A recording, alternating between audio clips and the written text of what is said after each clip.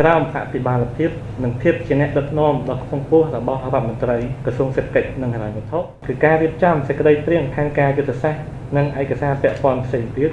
គាំទ្របដកម្ម Digital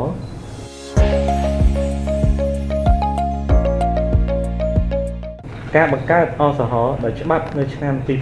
2021គឺជាផ្នែកមួយនៃការកែតម្រង់ស្ថាប័នរដ្ឋដែលបានធ្វើសមាហរណកម្មយន្តការនៃការគ្រប់គ្រងនិងការត្រួតពិនិត្យលើវិស័យហិរញ្ញវត្ថុមិនមែនធនាគារឲ្យស្ថិតនៅក្រោមឆ័ត្រអាជ្ញាធរឯករាជ្យតែមួយ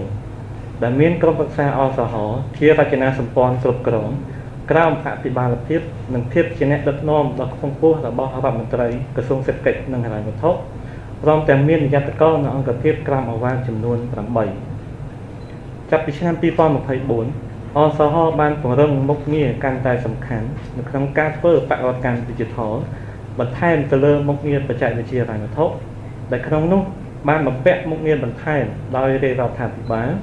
ឲ្យមជ្ឈមណ្ឌលបច្ចេកវិទ្យាហិរញ្ញវត្ថុ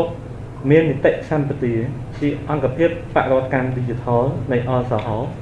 ដើម្បីជំរុញពន្លឿននិងគាំទ្របដកម្ម Digital ក្នុងវិស័យហិរញ្ញវត្ថុ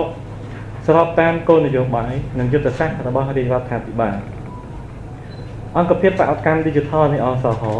ដើរតួនាទីជាលេខាធិការដ្ឋានរបស់ក្រុមការងារបដកម្ម Digital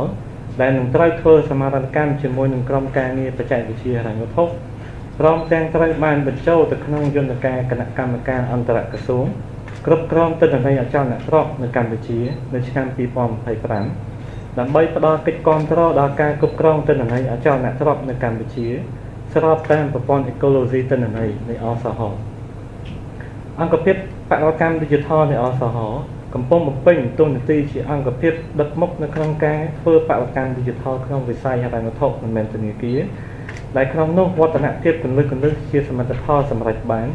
ជាពិសេសអត្ថប្រយោជន៍ការងារចំពោះមុខគឺការរៀបចំសេចក្តីព្រាងខាងការយុទ្ធសាស្ត្រនិងឯកសារពាក់ព័ន្ធផ្សេងទៀតគាំទ្របដកម្ម Digital ការអភិវឌ្ឍផ្នែកនិងឬប្រព័ន្ធគាំទ្របដកម្ម Digital តួយ៉ាងបដកម្ម Digital ផ្អែកលើទិន្នន័យនិងការរៀបចំសន្និសីទបដកម្ម Digital ជាដើម